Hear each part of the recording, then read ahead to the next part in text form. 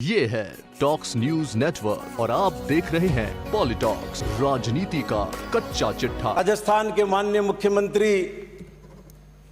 ने इस सदन में एक उत्साहजनक और मानवता से ओतप्रोत बजट प्रस्तुत किया, जिसके लिए मैं राजस्थान वासियों की ओर से उनका हृदय के अंतरतल से आभार प्रकट करता हूं। माननीय सभापति महोदय, अभी प्रतिपक्ष के उपनेता ने माननीय मुख्यमंत्री के बजट भाषण के पैरा 237 का जिक्र किया और राजकोषीय घाटे और राजस्व घाटे का जिक्र किया। मुझे बहुत प्रसन्नता होती यदि वो मात्र 2020 तथ्यों का उल्लेख नहीं करते, अपनी सरकार के 5 साल के राजकोषीय घाटे और राजस्व घाटे का विवरण भी सदन में रख देते तो इनकी पोल खुल जाती है कि 5 साल जब इनके पास अवसर था राजस्थान में वित्तीय अनुशासन कायम रखने का, तब ये आंखें नीची करके किस खामोशी के साथ में।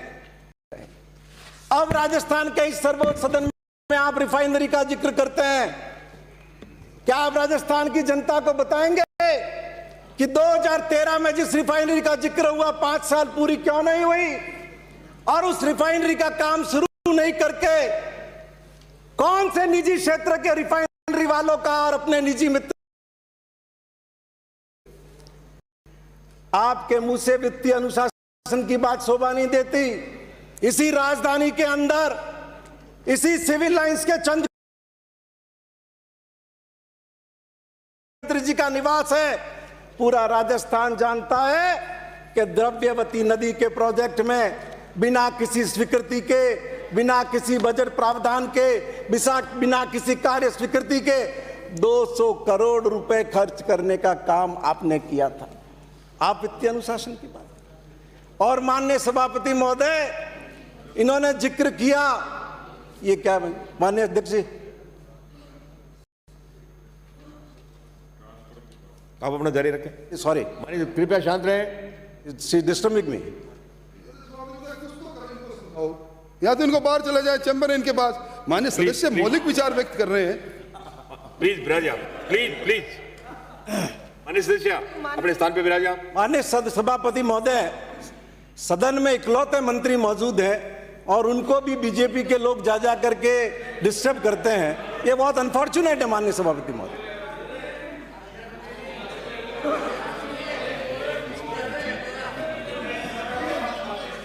माननीय सभापति महोदय, अभी प्रतिपक्ष के उपनेता जिक्र कर रहे थे देश के माननीय प्रधानमंत्री नरेंद्र मोदी साहब का, कि वो पूरी दुनिया में घूम आए और टाइम्स पोस्ट पत्रिका ने पता नहीं उनके बारे में क्या लिख दिया। लेकिन माननीय सभापति महोदय, पूरा देश देख रहा है कि एक तरफ तो वो प्रधानमंत्री थे जिन्होंने इस देश से गरीबी का उन्मूलन करने के लिए देश के लोगों को काम का अधिकार दिया। मनरेगा के दुनिया के सबसे ताकतवर राष्ट्र के सर्वधान में आ रहे हैं, तो अपनी गरीबी छुपाने के लिए हम दीवार खींचने का काम कर रहे हैं। माननीय सभापति महोदय, मुझे बहुत प्रसन्नता होती अगर हमारे इस सदन के बहुत वरिष्ठ सदस्य भारत सरकार के उन आंकड़ों का भी जिक्र करते जिनके कारण आज पूरा देश भुगत रहा है। क्या मैं उनसे पूछ सकता हूं कि भारत सरकार ने 2019-20 में अपना जो ग्रॉस टैक्स रेवेन्यू एक्सपेक्ट किया था 24,61,195 करोड़ रुपए।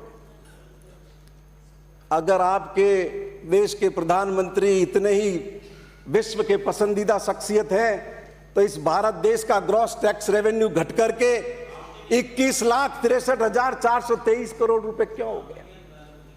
आपके पास इस बात को जवाब है कि इतने लाख करोड़ रुपए रेवेन्यू क्यों घटा? क्या आप देश को यह बताएंगे कि राज्यों को, भारत सरकार को 8,09,133 करोड़ रुपए स्टेट शेयर के रूप में देना था राज्यों को। भारत सरकार 6,56,46,000 करोड़ रुपए मात्र। भारत सरकार का खुद का टैक्स लाखों करोड़ रुपए गिर गया, देश नहीं हुआ। और माननीय सभापति महोदय, यहां हम इस सरकार के वायदे गिना रहे हैं। अरे ये तो बताओ कि वो 15 लाख रुपए का क्या हुआ?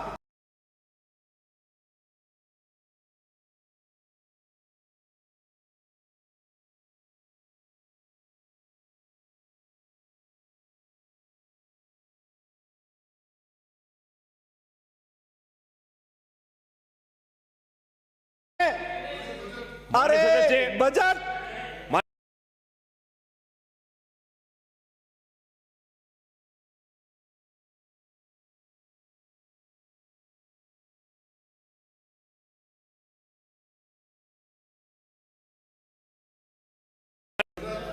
और वो सब ये परंपरागत। आप बताते कि पूरी करने के मामले में भारत पहले नंबर पर आकर के खड़ा है, पहले नंबर पर। और ये नौबत क्यों आई? किस सरकार की गलत नीतियों से आई? उन मुद्दों पर जिनका आपने जिक्र किया है, माननीय में आऊंगा। माननीय सभापति महोदय, माननीय मुख्यमंत्री जी ने जैसे ही बजट पेश किया, हमारे प्रतिपक्ष के मित्रों को चिंता हुई कि माननीय मुख्यमंत्री ने छात्र, नौजवान, किसान, महिला, वृद्ध, अशक्त, खिलाड़ी, एक एक वर्ग का ध्यान रखा है। उनको बरगलाया कैसे जाए, भ्रमित कैसे किया जाए तुरंत। लेकिन एक रचनात्मक विपक्ष की भूमिका, रिसर्जेंट राजस्थान आपने किया, कितने लाख, 3 लाख करोड़ से ज्यादा का आपने एमओयू किया था। लेकिन क्या हुआ? मात्र 19,000 करोड़ रुपए के समझौते मैटेरियलाइज हुए। और ये तो सरकार ने जांच नहीं करवाई, वरना देश राजस्थान के लोगों को पता चलता कि 170 करोड़ रुपए के तो रिसर्जेंट राजस्थान में आप पापड़ ही खा गए। पापड़ 170 करोड़ रुपए पापड़ और भुजिए पे खर्च किए इन्होंने, माननीय सभापति महोदय। माननीय सभापति महोदय, मैं आपके माध्यम से निवेदन करूंगा कि जैसी तस्वीर हम देश की जनता के सामने पेश करना चाहते हैं, वैसा है नहीं। राजस्थान के लोगों ने 70 साल में इस राजस्थान का निर्माण किया अपने खून पसीने के साथ में। और पूरे भारत के मानचित्र पर राजस्थान एक प्रतिष्ठा के साथ खड़ा है, यहां रह रहा है। वो आदमी राजस्थान का नाम रोशन कर रहा है। और राजस्थान का आदमी अगर राजस्थान से बाहर भी कहीं गया है, पूरे देश के अंदर राजस्थान के लोगों ने अपना डंका बजाया है। माननीय सभापति महोदय, मैं आपको निवेदन करूंगा, आपने जिक्र किया था ओन टैक्स रेवेन्यू का। ओन टैक्स रेवेन्यू, मैं ये फिगर आपके सामने कोट करना चाहता हूं माननीय सभापति महोदय। देश के 18 राज्यों से राजस्थान बेहतर स्थिति में खड़ा है। जो 100 रुपए हैं उसमें 54 रुपीज राजस्थान खुद अर्न करना है। 54% राजस्थान का ओन टैक्स रेवेन्यू है। और दूसरे 17 राज्य राजस्थान से पीछे। आंध्र प्रदेश जैसा राज्य भी मात्र 50% ओन टैक्स रेवेन्यू है उसका। छत्तीसगढ़ का 43% है, हिमाचल प्रदेश का 33% है, झारखंड का 41% है, मैं बड़े एमपी का 43% है, उड़ीसा का 41% है, मैं छोटे स्टेट का नाम नहीं ले रहा हूं, उत्तराखंड 50% है, यूपी 43% है, वेस्ट बंगाल 43%।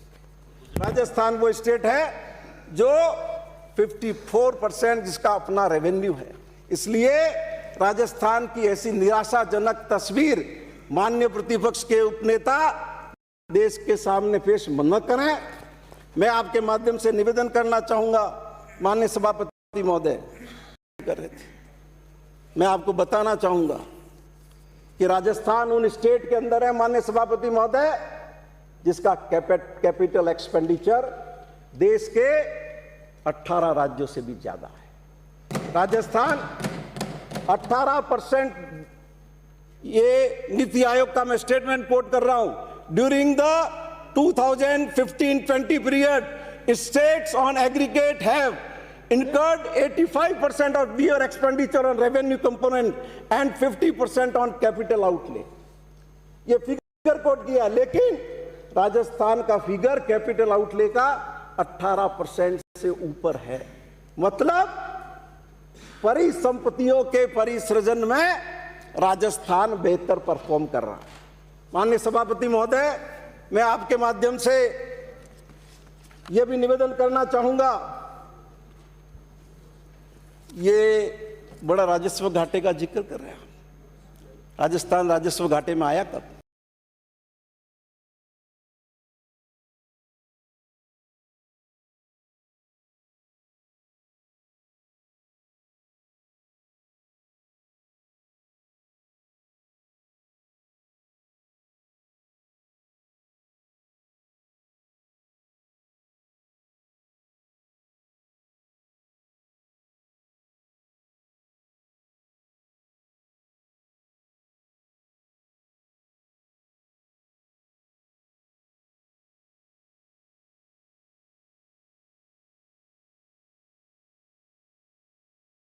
राजस्व घाटा किस प्रतिशत पर अनुमानित किया है?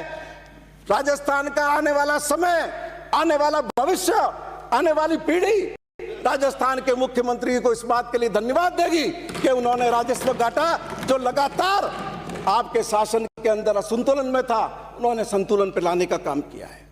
माननीय सभापति महोदय, मैं आपके माध्यम से यह भी निवेदन करना चाहूंगा, एक स्टैंडर्ड तय किया है, liabilities of states estimated to be 4.6% of GSDP, 98 states cross the recommended limit. और ये फिगर भी 19-20 का मैं आपको पढ़ के बताऊं तो हम 33.6 पर खड़े। यह आपके 5 साल के कुराज का परिणाम है कि राजस्थान का आउटस्टैंडिंग उस एक सेट नॉर्म से ऊपर जाकर के 24 के 33 पर खड़े हैं। अशोक गहलोत तभी आए। आप 2008 से 13 के फिगर उठा करके देखिए कि राजस्थान में किस तरीके से अशोक गहलोत साहब ने वित्तीय अनुशासन का काम किया था। आप 2014 से 18 तक के फिगर उठा कर देखिए, आपको पता चल जाएगा कि किस तरह से वित्तीय अनुशासन को मटियामेट करने का काम किया। माननीय सभापति महोदय, मैं आपके माध्यम से निवेदन करना चाहूंगा, 15वें वित्त आयोग की रिपोर्ट आप ही की सरकार के वक्त में आई है। राज्यों का हिस्सा 42% होता था, ये तो आप भी जानते हैं। अब राज्यों का हिस्सा घटा करके 41% कर दिया भारत सरकार की आय में, और इस आधार को लेकर के कर दिया कि हमें जम्मू कश्मीर के लिए पैसा देना है, जिसके अंदर अलग अलग जो नॉर्म्स हैं। लेकिन ये तो राजस्थान की जनता का भाग्य है माननीय सभापति महोदय कि जो पैरामीटर तय किए हैं उसमें एक पैरामीटर के अंदर राजस्थान बेहतर है, तो 2.31 जो शेयर होना चाहिए था राजस्थान की जनता हो गया। उस पैरामीटर की वजह से राजस्थान की जनता को लाभ हो रहा है। आप ज्यादा गुणगान करने की चेष्टा मत करिए। आपने तो राज्य, आपकी सरकार ने और वित्त आयोग ने तो राज्यों का गला घोटने का काम किया है, 42% से 41% करना। और मैं आपके माध्यम से निवेदन करना चाहूंगा, आपने इतना सेस लगा रखा है पेट्रोल पर, डीजल पर, 5 पैसे किसी स्टेट को दे रहे हो, उस 41% शेयर के अंदर वो पैसा आप गिन रहे हैं? नहीं गिन रहे। वो पैरा अपनी मर्जी मुताबिक भारत सरकार उपयोग कर रही है। बहुत खुशी होती यदि राजस्थान के 25 के 25 सांसद जाकर के देश के प्रधानमंत्री को कहते कि राजस्थान से पेट्रोल और डीजल सेस पर जो आप कमाई कर रहे हैं उसका हिस्सा राजस्थान को और दूसरे स्टेट से कमाई कर रहे हैं उनको उनका हिस्सा दीजिए, 41% पैसा उस सेस में से दीजिए आप। लेकिन वो आपको करना नहीं है। और मैं आपको पूछ सकता हूं, आप बड़ी राजस्व घाटे की चिंता कर रहे हैं, आप ये पढ़ करके आप ये पढ़ करके सुना रहे हैं 237 राजस्व घाटा 12,345 करोड़ 61 लाख रुपए, क्या मैं पूछ सकता हूं कि भारत सरकार ने 2020-21 में राजस्व घाटा खत्म करने के लिए जिन कौड़ी दी है भारत सरकार ने, आंध्र प्रदेश को 5,897 करोड़ रुपए दिए 2020-21 में, असम को 7,579 करोड़ रुपए दिए, 323 करोड़ रुपए दिए, मणिपुर को 2824 को 1422 करोड़ रुपए दिए, नागालैंड को 3,917 करोड़ रुपए दिए, पंजाब को 7,659 करोड़ रुपए दिए, सिक्किम को 448 करोड़ दिए, तमिलनाडु को 4,025 करोड़ दिए, त्रिपुरा को 70 करोड़ दिए, पश्चिमी बंगाल को 5,013 करोड़ रुपए दिए, कुल 74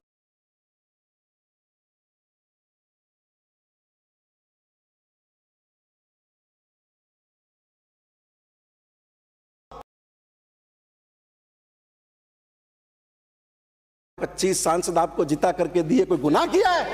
विराजे अन्य सभापति के माध्यम से निवेदन करना चाहता हूं, आपके माध्यम से निवेदन करना चाहता हूं, मैं प्रतिपक्ष के दलगत राजनीति का नहीं है, यह सवाल राजस्थान की जनता के हित का है, राजस्थान की जनता को सुविधाएं प्रदान करने का है। जब सदन में प्रतिपक्ष के उपनेता इस बात पर चर्चा करते हैं कि 12,000 करोड़ रुपए का राजस्व घाटा है, तो जितना दूसरे राज्यों को पैसा दिया है अपने 25 सांसदों को प्रधानमंत्री के पास भेजिए और कहिए उनसे कि 71,000 करोड़ दूसरों को दिया है तो हमको भी दो, हमारी मांग पूरी करो।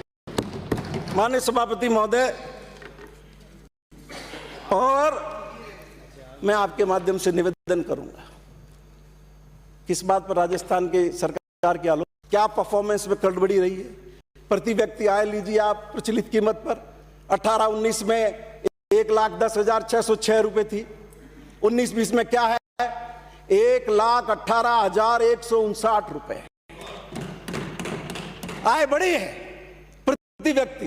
धन्यवाद दीजिए राजस्थान के माननीय मुख्यमंत्री अशोक गहलोत को, जिन्होंने एक सुव्यवस्थित शासन के जरिए राजस्थान के लोगों के जीवन में उत्थान लाने का काम किया है। माननीय सभापति महोदय, अभी जिक्र कर रहे थे अलग अलग सेक्टर का, राजस्थान का आंकड़ा आपको बता सकता हूं। 18-19 में 231.25 लाख मैट्रिक टन उत्पादन हुआ खाद्यान्न का, 19-20 के अंदर 249.88 लाख मैट्रिक टन का उत्पादन हुआ। यह आंकड़ा मेरा तो दिया हुआ नहीं है, ये राजस्थान सरकार के ऑफिशियल डॉक्यूमेंट का आंकड़ा है। क्या कमी रह गई राजस्थान के शासन में? आप कमर्शियल बैंक क्रेडिट को उठा करके देख लो, 18-19 के अंदर 2,67,523 करोड़ रुपए थे, 19-20 के अंदर बढ़कर 3,15,149 करोड़ रुपए हो गए। अखिल भारतीय सकल घरेलू उत्पाद में राजस्थान का था 19-20 में माननीय सभापति महोदय बढ़कर के 4.99 हो गया, और स्थित कीमत 18-19 में 4.81 था, जो 19-20 में बढ़कर 4.82 हो गया। किस आधार पर आलोचना करना चाहिए? ऐसा कौन सा बेस है जिसमें राजस्थान सरकार कहीं पर कमजोर साबित हुई है? माननीय सभापति महोदय, मैं आपके माध्यम से निवेदन करूंगा,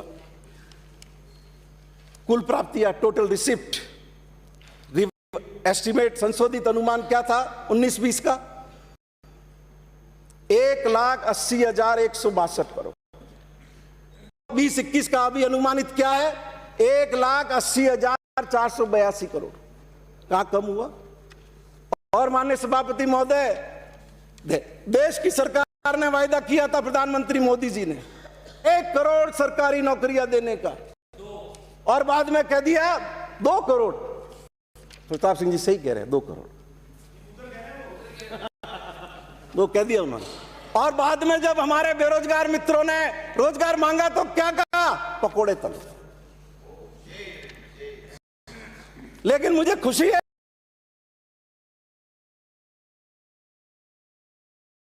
किया, एग्जाम कराने का काम किया, और आगे और एग्जाम कराने के प्रयत्न जारी है। अभी भी इस बजट में भी 50,000 से ज्यादा नौकरियां देने का वायदा किया गया। माननीय सभापति महोदय, पूरे भारत की बेरोजगारी दर है 6.1%। आपको जान करके खुशी होगी कि राजस्थान में ये 5%। राजस्थान की सरकार राष्ट्रीय औसत की तुलना के अंदर माननीय सभापति महोदय बेहतर काम कर रही है। और अब आप टोटल एक्सपेंडिचर ले लो, 19-20 का क्या एक्सपेंडिचर रहा? 2,24,829 करोड़ रुपए। माली हालत ठीक नहीं। भारत सरकार पैसे में कि मोदी की गलत नीतियों के कारण पूरे मुल्क में मंदी है, लेकिन इसके बाद भी माननीय मुख्यमंत्री ने टोटल एक्सपेंडिचर का प्रोविजन 20-21 के अंदर 2,25,731 करोड़ रुपए रखा, जो पिछले साल के रिवाइज एस्टीमेट से ज्यादा है। माननीय सभापति महोदय, मैं आपके माध्यम से निवेदन करना चाहूंगा, राजस्व घाटा 2018-19 जब आपकी सरकार 900 करोड़ रुपए, 19-20 के अंदर रिवाइज एस्टीमेट 2.75%। आपके वक्त में 37 नंबर पैरा सुना रहे हो 12,000 करोड़ का। 2 साल पहले तो 28,000 करोड़ राजस्व घाटा था, अब 12,000 करोड़ है। वो भी आपको दुख रहा है। माननीय सभापति महोदय, 2020-21 में माननीय मुख्यमंत्री जी ने 12,300 घाटे का अनुमान किया है, जो 1.09% है, मात्र 1.09। पूरा राजस्थान, इस राजस्थान से पूरा देश सीख लेगा कि कैसे रेलवे राजस्व घाटा कम करें। माननीय सभापति महोदय, और पूंजीगत परिव्यय कौन धन्यवाद देगा राजस्थान के मुख्यमंत्री अशोक गहलोत। ये शिक्षा का मैं आपको सुना रहा हूं, 19-20 के अंदर प्रोविजन था 892 करोड़ रुपए। शिक्षा पर कितना प्रोविजन किया है? 1413 करोड़ रुपए, 58% की वृद्धि, 58% की वृद्धि। लेकिन वो सरकार क्या बोलेगी जिसने राजस्थान में 15,000 से ज्यादा स्कूलें बंद करने का पाप किया था? वो क्या बोलेंगे? माननीय सभापति महोदय, हमारे चिकित्सा मंत्री जी बैठे हुए हैं, मैं धन्यवाद दूंगा उनको। राजस्थान के माननीय मुख्यमंत्री ने चिकित्सा के क्षेत्र के अंदर 114% की बजट बढ़ोतरी की है। 114। 19-20 में प्रोविजन था 656 करोड़ रुपए, जो बढ़ करके 20-21 में 1400 करोड़ तक पहुंच गया। लेकिन आप तो स्वयं प्रतिपक्ष के उपनेता चिकित्सा मंत्री रहे हुए हैं और बाद में आपको हटा दिया था, योग्य होते हुए भी हटा दिया। लेकिन अभी जैसे आप ये कह रहे थे, कि माननीय मुख्यमंत्री जी का नाम लेके कि दूसरों को भी मौका दो, तो मुझे लगा ये कटारिया जी की तरफ इशारा कर रहे हैं।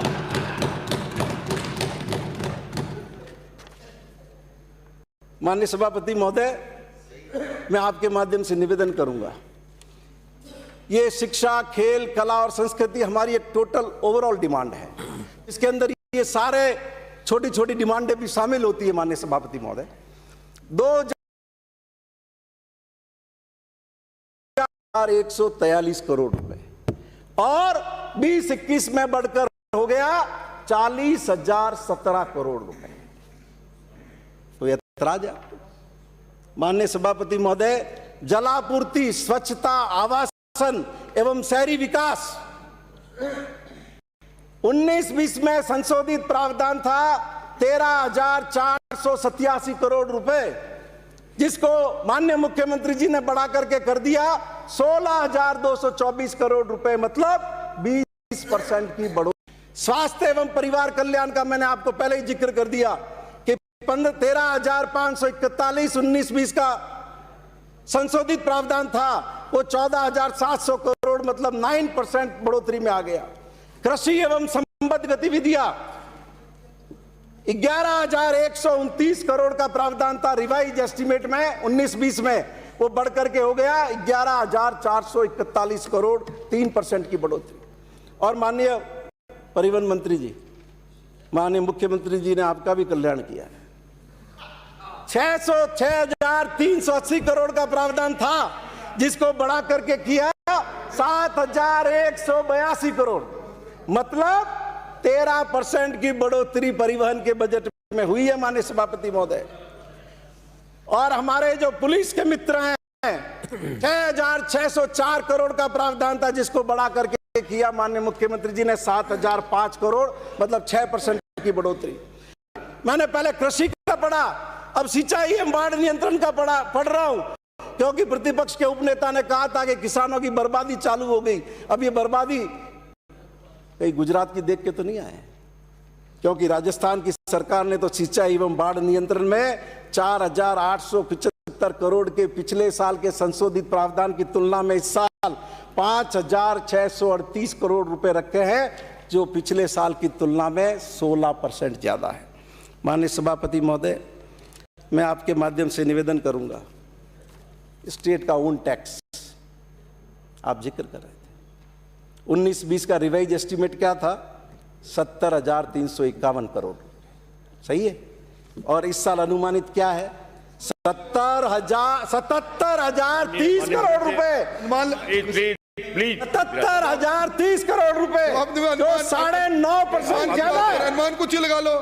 अरे पहले आप देखो, पहले इसके अंदर बी क्या थी, रारी में क्या है? मैं बी का कह रहा हूं, चेप रहे हो। बी से मतलब नहीं है, रिवाइज एस्टीमेट पे आइए आप। क्या था वो काउंट करेगा, जो एक्चुअल क्या है। अरे विद्वान आदमी नहीं, जब देश की पूरी परिस्थितियां ऐसी है, मैंने जिक्र किया भारत सरकार के आंकड़े बता करके, तो रिवाइज एस्टीमेट के अंदर माननीय सभापति महोदय कमी आ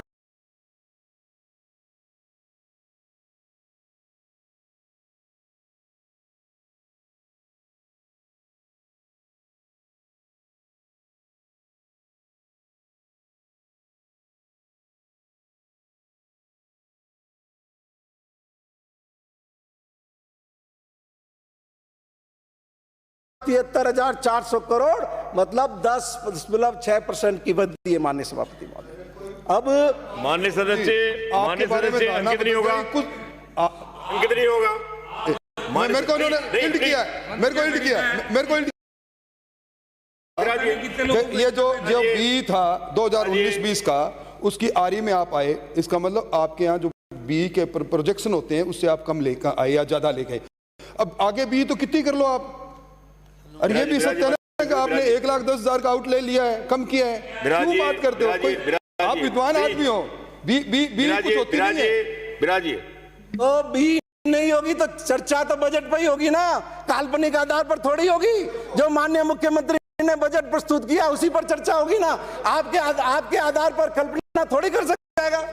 माननीय सभापति महोदय, मैं आपके माध्यम से निवेदन करूंगा, अन्य राज्यों का जो शिक्षा पे औसत है, ये मेरा फिगर नहीं है, टोटल अन्य राज्यों का पूरे भारत में औसत है, राजस्थान छोड़ के, वो शिक्षा पर कुल बजट का एक्सपेंडिचर है 15.9 और राजस्थान का प्रोविजन है 19.3।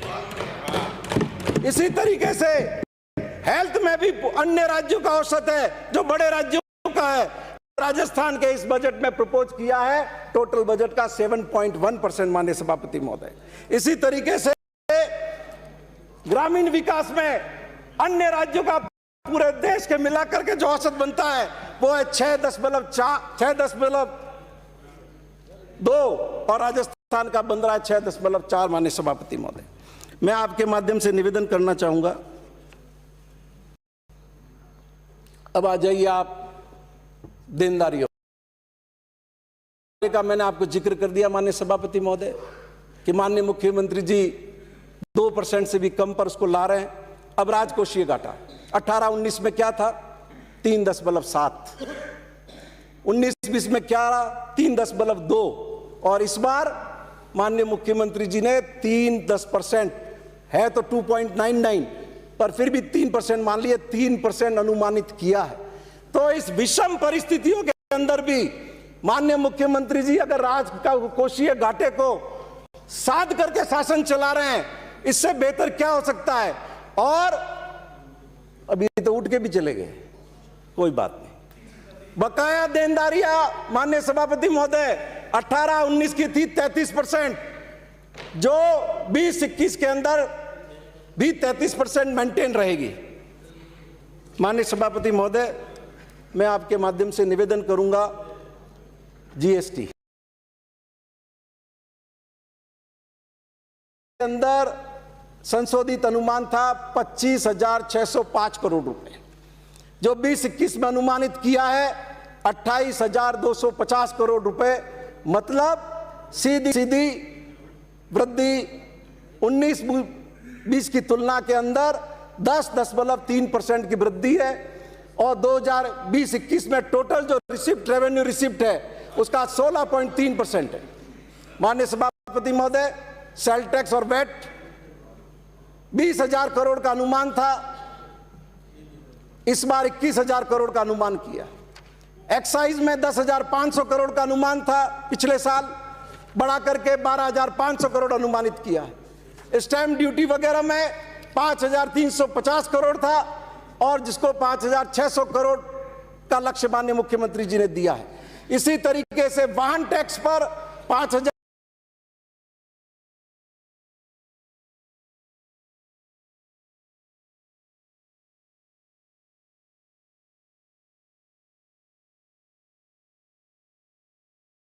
पूरे राजस्थान के अंदर बहुत ही सकारात्मक सोच है। माननीय मुख्यमंत्री जी के माध्यम से निवेदन करना चाहूंगा, राजस्थान में किन चीजों से लोग परेशान हैं? कोई चीज शुद्ध नहीं मिलती और लोगों के पास इस तरह का कोई माहौल नहीं है, इस तरह की कोई व्यवस्था नहीं है। आप शिकायत करो तो जांच हो, उसकी रिपोर्ट समय पर नहीं आती है, रिपोर्ट समय पर आ जाए तो इसका समय पर पेश नहीं होता है, और मिलावट के लोग बेखौफ होकर के मिलावट कर रहे हैं।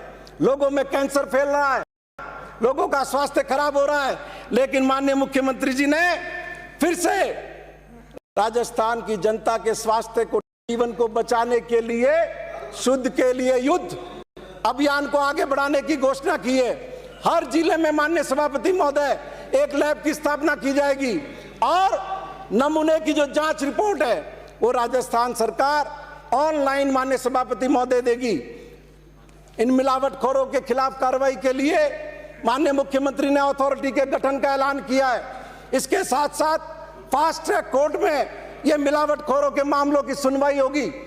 मैं समझता हूं इसने बेहतरीन कदम लोगों को शुद्ध सामग्री उपलब्ध कराने की दिशा में आज से पहले कभी नहीं उठाए गए। माननीय सभापति महोदय, हम लोग खुशनसीब हैं, परमात्मा ने हमको एक स्वस्थ शरीर दिया, 2 आंखें दी, 2 पैर दिए, 2 हाथ दिए, लेकिन बहुत से ऐसे लोग हैं जो किसी न किसी लापरवाही से अंग के विकार का शिकार हो जाते हैं, और बहुत बाद में इनका मालूम पड़ता है कि उनको ये शारीरिक कष्ट हो गया, विकलांगता बढ़ रही है, विकलांगता हो गई। माननीय मुख्यमंत्री ने अपने बजट में डिजिटल हेल्थ सर्वे की घोषणा की है, और इसके साथ साथ निःशक्तता पहचान के लिए अर्ली इंटरवेंशन सेंटर खोलने की घोषणा की है। और इस सबसे आने वाले वक्त में निरोगी राजस्थान की जो कल्पना लेकर के माननीय मुख्यमंत्री आए हैं उसको पूरा किया जा सकेगा। किसान, माननीय सभापति महोदय, जब फसल बेचने का वक्त आता है, भाव गिर जाते हैं, मजबूर हो जाता है कि उसको फसल बेचनी पड़ती, लेकिन राजस्थान की सरकार ने कानून के संशोधन के जरिए किसान कल्याण कोष के प्रावधानों में परिवर्तन किया है। अब राजस्थान की सरकार ने जिस 3,500 करोड़ रुपए का प्रावधान किसान के लिए किया है, कृषि क्षेत्र में किया है, उसकी फसल को गिरवी रखने का माननीय सभापति महोदय प्रावधान हो सकेगा। इतना ही नहीं, अगर उसकी उपज को खरीदा जाएगा, पहले कितना समय लगता था भुगतान के लिए, इस कोष के माध्यम से माननीय सभापति महोदय किसान को उसकी फसल का तुरंत भुगतान हो सकेगा। और ये जो 44 मंडियां खोलने की घोषणा की है, कोई छोटी बात है? पहले साल के बजट में 50 कॉलेज खोलना, दूसरे साल खोलना, राजस्थान के किसानों को बोलना, राजस्थान के किसानों को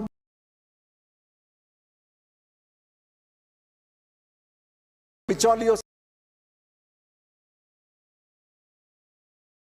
एक लंबे संघर्ष के बाद आरक्षण का हक मिला। इसी से पहले बैठे हुए थे जब हमने संकल्प पारित करके भारत सरकार को भेजा था, लेकिन वो लड़ाई पार नहीं पड़ी, और जब ये आरक्षण की घोषणा हो गई तो राजस्थान के अंदर सामान्य वर्ग के लोगों को उसका लाभ नहीं मिल रहा था। राजस्थान के माननीय मुख्यमंत्री ने फैसला किया है उसको हटाने की घोषणा करता हूं, और जो संपत्ति का प्रावधान है उसको हटाने की घोषणा करता हूं। बढ़ाने के लिए राजस्थान के मुख्यमंत्री ने राजस्थान आर्थिक पिछड़ा वर्ग आयोग के गठन की घोषणा की है। माननीय सभापति महोदय, मैंने पहले भी जिक्र किया था, राजस्थान सरकार ने नो बैग डे किया है। मैं अभी पिछले 2-3 दिन से जब विधानसभा स्थगित हुई स्कूलों में गया, जावाल में गया, नारादरा में गया, मनादर में गया, मामावली में गया, रोवाड़ा में गया, शिवगंज में गया। मैंने मंच से बच्चों को कहा कि शनिवार को अब तुम्हें स्कूल में बस्ते लेकर के नहीं आना है, इस मंच पर गा रहे हैं, नाच रहे हैं, कविता सुना रहे हैं। शनिवार को तुमको भी सबको इस बात का अभ्यास करना है कि स्कूल में गाना गाओ, स्कूल में कविता गाओ, स्कूल में नाचो, स्कूल में खेलो। गड़गड़ाहट तालियों की माननीय सभापति महोदय राजस्थान के मुख्यमंत्री अशोक गहलोत के लिए कि उन्होंने बच्चे जो पढ़ाई के दबाव में थे, तनाव में थे, उन बच्चों को उस तनाव से बाहर निकाल करके उनकी प्रतिभा का सर्वांगीण विकास करने का एक मौका दिया। और माननीय सभापति महोदय, ये शौक को उसमें रखे वैसे ही नहीं है। चाचा नेहरू जो बच्चों के प्रिय थे, जिन्हें बच्चे चाचा कहते थे, उन्होंने तो बच्चों को दिया एक गुलाब और पढ़ने के लिए किताब। हमारे देश के अंदर हम कितनी बात करें, कितनी भारत माता की जय करें, कितना ही वंदे मातरम करें, इस तथ्य से हम अनभिज्ञ नहीं हो सकते कि देश में 5 करोड़ बच्चे ऐसे हैं जो आज भी स्कूल नहीं जाते। माननीय सभापति महोदय, ये नेहरू बाल संरक्षण कोष उन सारे बच्चों को स्कूल की गलियारों के भीतर लाने की दिशा में, उनके संरक्षण की दिशा में एक महत्वपूर्ण कदम होगा। माननीय सभापति महोदय, वृद्ध भिखारी कौन उनकी सार संभाल करने वाला है? हमने भिखारियों के लिए संस्थान बना दिए, उनके खाने का क्या?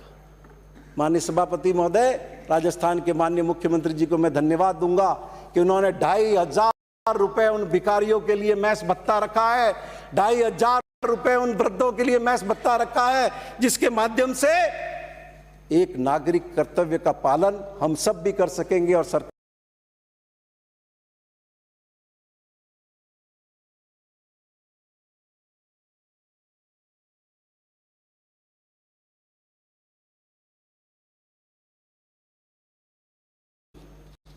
जो पहले जिला मुख्यालय पर खोले, पता करिए माननीय सभापति महोदय, साल में 350-400 माँ बाप जो अपने बच्चों को पढ़ाने के लिए प्राइवेट स्कूलों में पढ़ाने के लिए सक्षम नहीं है, इस सरकार ने उनको एक मौका दिया है कि वो उनके बच्चे भी अंग्रेजी माध्यम के स्कूल में पढ़ सके। और अब उस कामयाबी के बाद में ये ब्लॉक स्तर तक ले जाने का माननीय सभापति महोदय इस सरकार ने जो निर्णय लिया है, उसकी मैं भूरी माननीय सभापति महोदय प्रशंसा करता हूं। उद्योग सरकार ने निर्णय किया कि 3 साल तक किसी हर तरीके के राजस्थान सरकार से रिलैक्स करते हैं, आप अपना उद्योग चलाइए। लाल फीताशाही से औद्योगिक जगत को मुक्ति दिलाने का जो कदम उठाया माननीय सभापति महोदय, राजस्थान के अंदर मात्र 1 साल में 3,339 उद्योगपतियों ने वो सर्टिफिकेट प्राप्त किए अपना व्यवसाय शुरू करने के लिए। माननीय सभापति महोदय, और मैं आपके माध्यम से निवेदन करना चाहूंगा माननीय सभापति महोदय, प्रतिपक्ष के उपनेता कह रहे थे कि राजस्थान के माननीय सभापति महोदय और इस सदन के अंदर एक संकल्प पारित करके बहुत असंवैधानिक कृत्य हुआ। मैं आपके माध्यम से निवेदन करना चाहूंगा, ये सही है कि भारत की संसद को यह अधिकार प्राप्त है कि वो देश के लिए कानून बनाए, लेकिन यह आवश्यक नहीं है कि वहां के बहुमत के बल पर जो कानून बनाया गया है वो कानून, हर कानून संवैधानिक हो, हर कानून लोगों के हित में हो। देश के संविधान में व्यवस्था, संसद के द्वारा जो कानून पारित किया जाता है उस कानून की भी समीक्षा करने का सुप्रीम कोर्ट को अधिकार है। और ऐसे अनेक उदाहरण हैं जब संसद के द्वारा पारित किए हुए कानून को सुप्रीम कोर्ट ने रद्द किया। माननीय सभापति महोदय, देश की संविधान के अंदर प्रस्तावना दी गई है कि हम भारत के लोग इस संविधान को स्वीकार करते हैं, we the people of India. ये नहीं कहा कि जैन, पारसी, हम भारत के लोग जित रहे हैं। ये पहली बार हुआ है कि जब धर्म के आधार पर देश की पार्लियामेंट ने एक ऐसा कानून पारित किया है जिसने धर्म के आधार पर भेदभाव किया है। आज पूरे देश के अंदर अगर इसका विरोध हो रहा है, कोने कोने में विरोध हो रहा है, हजारों नहीं लाखों की तादाद में हर धर्म के छात्र नौजवान अपनी आवाज बुलंद कर रहे हैं, उसका एक ही कारण है कि वो अपने पुरखों की विरासत की रक्षा करना चाहते हैं। बाबा साहब अंबेडकर ने देश को संविधान दिया था कि छोटे से छोटा आदमी, गरीब से गरीब आदमी, किसी तबके का आदमी, उसको बराबरी का हक मिलेगा। आज उस बाबा साहब के उस संविधान का मखौल बनाने की चेष्टा बहुमत के अहंकार में डूबी हुई सरकार कर रही है माननीय सभापति महोदय। और इस सदन ने वो संकल्प पारित किया है तो अपने नागरिक कर्तव्य का पालन किया, अपने संवैधानिक कर्तव्य का पालन किया। एक बार पुनः आपके माध्यम से हम विनती करना चाहते हैं भारत सरकार से कि ये देश कबीर का देश है, ये देश तुलसी का देश है, ये देश बिस्मिल्लाह खान का देश है, ये अब्दुल हमीद का देश है। हर वर्ग के लोगों ने कुर्बानी दी, अपना लहू। भगवान राम जैसा शासक तो 10,000 साल की मानव सभ्यता में हुआ ही नहीं। समाप्त करें वाणी से। ना तो उनके जैसा भाई होगा, ना उनके जैसा पति होगा, ना उनके जैसा पुत्र होगा। ऐसा कौन सा पुत्र है कि अपने पिता के एक वचन के लिए राजपाट को ठोकर मार के निकल गया? ऐसा कौन सा पति होगा कि उनकी पत्नी को कोई लेकर के जाए? कितना प्रेम करते, 4 किलोमीटर उनके लिए पैदल गए। आज है कोई ऐसा पति जो अपनी पत्नी के लिए 3,000 किलोमीटर पैदल चला जाए? है ऐसा कोई पति जो उनकी? हम सिर्फ राम के नाम पर राजनीति नहीं करें, राम के महान सिद्धांतों को अपनाएं, अपने जीवन में अपनाएं। उनके जैसा कोई भाई है? कोई उदाहरण भारत के इतिहास में आपको नहीं मिलेगा। लेकिन माननीय सभापति महोदय, भारत का जो संविधान लिखा है, हर पेज पर हमारे महापुरुषों के चित्र है। भगवान राम का है, भगवान महावीर का है और अकबर का है। जितने महापुरुष है सबका है। और इसलिए उनके चित्र लिखे हुए हैं कि उन महान लोगों से प्रेरणा लेकर के हम उसमें बदलाव करें। इसलिए नहीं कि उनके नाम पर हम लोगों को भड़काने का काम करें, अपनी गंदी राजनीति करें। आज एक कानून की वजह से देश के अंदर 2.25 से ज्यादा लोगों की जिंदगी चली गई। क्या भारत सरकार का कोई कर्तव्य नहीं बनता? हमारे बच्चे वहां लहूलुहान हो रहे हैं और दिल्ली की पुलिस निर्ममता के साथ उन बच्चों पर लाठीचार्ज कर रही है, अत्याचार कर रही है, लड़कियों के साथ अभद्रता कर रही है, यूनिवर्सिटी के अंदर पढ़ रहे पुस्तकालय में हमारे बच्चों पर जाकर के हमला कर रही है। क्या देश के प्रधानमंत्री का कोई कर्तव्य नहीं? देश के गृह मंत्री का कोई कर्तव्य नहीं? इस तरीके के वक्तव्य दे रहे, अरे बटन दबाओ इस तरीके से कि करंट शाहीन बाग में लगे। समाप्त करें। और भारत सरकार के मंत्री देश के गद्दारों को गोली मारेगा। अरे बताओ तो ये गद्दार कौन है? वो गद्दार है जो जिन्ना की मजार पर जाकर के दंडवत कर रहे थे। वो गद्दार है जो पठानकोट के अंदर ISI को लेकर के आए थे। वो गद्दार है जो पाकिस्तान के प्रधानमंत्री का जन्मदिन मनाने गए थे। वो गद्दार है जो अपनी मां के लिए वहां से सॉल लेकर के आए थे। गद्दार कौन है? कौन? बात करें माननीय सदस्य, इसका निर्णय कौन करेगा? इसका निर्णय कौन करेगा? 370 करेगा इसका निर्णय? बजट पे बोलो माननीय, बजट पे। और गद्दार की परिभाषा तो देश की सीमा तय कर देगी। गद्दार की परिभाषा देश की सीमा तय करेगी, आप तय नहीं करोगे। बजट पे बोले, बजट पे बोलने का राइट है। बजट पे बोलो, बजट में सभापति महोदय, तो पता है गद्दार 1 घंटे से ज्यादा हो गया, बजट में चर्चा कराएं आप। आतंकवादियों बजट में बोलने को कुछ है तो लेकर आओ ना। आपने हो तो गद्दार तो यही है जो बजट के आंकड़े लाओ, बजट के। और पाकिस्तान के दलाल हैं। बजट में बोलने को कुछ है नहीं, बजट में बोलो ना कुछ है तो। बजट में बोलो, बजट में कोई है तो बजट में बोलो ना। यदि बोलना ही है तो बजट के आंकड़े देखो ना। सहयोग करें प्लीज, सहयोग करें महोदय। आसन पैरों पर सहयोग करें। बिराजिए, आप हल्ला नहीं करूंगा मैं, बिल्कुल बिराजिए, बिराजिए। माननीय सदस्य 1 मिनट आप बिराजिए, 1 मिनट बिराजिए। माननीय सदस्य अपनी बात करें, उनको अपनी बात करने का हक है। आप नहीं, अलाउ नहीं करूंगा मैं, बिल्कुल बिराजिए, अलाउ नहीं करूंगा। आपका जब मन हो तो आप बोलते हैं। बिराजिए, अंकित नहीं होगा। बिराजिए। आप बहुत वरिष्ठ सदस्य हैं, बिराजिए। प्लीज सहयोग करें। बिराजिए। माननीय सदस्य प्लीज सहयोग करें। आप सभी को बोलना है। 30 के करीब माननीय सदस्य हैं आप इस तरह से इंटरवीन करेंगे तो रात के 10 बजेंगे, 11 बजेंगे, नहीं, मैं अलाउ नहीं कर रहा हूं। माननीय सदस्य, आप 2 मिनट में अपनी बात समाप्त करें। माननीय सभापति महोदय, तो मैं निवेदन आपको कर रहा था कि यह तय कौन करेगा? यह तय करने का काम कोर्ट का है कि कौन गद्दार है और कौन गद्दार नहीं है। यह सर्टिफिकेट देने का किसी को अधिकार नहीं है माननीय सभापति महोदय। और मैं ऐसी बात नहीं बोल रहे वो, प्लीज माल कर रहे हैं आप। माननीय सदस्य, कौन है गद्दार सर्टिफिकेट देने का?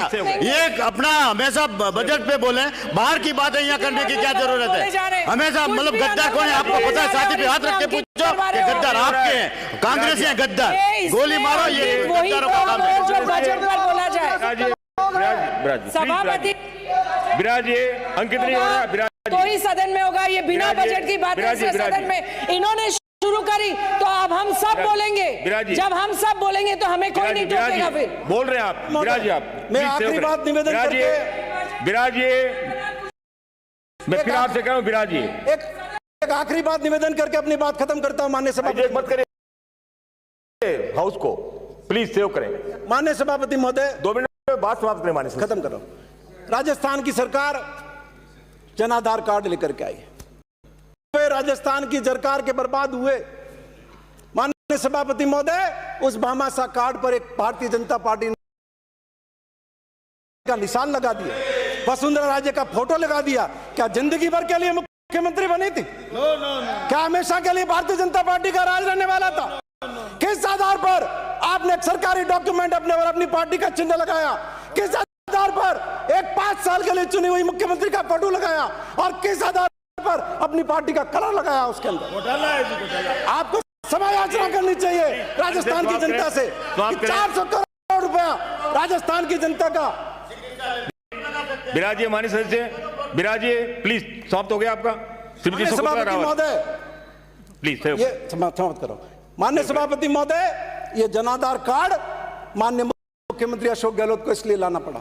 और मैं धन्यवाद दूंगा राजस्थान की सरकार को कि उसने गोलवलकर योजना का नाम बदल करके महात्मा गांधी का नाम पर किया। कौन है गोलवलकर? जिसने देश के संविधान पर प्रश्न चिन्ह खड़ा किया था, जिसने देश के झंडे पर प्रश्न चिन्ह खड़ा किया था।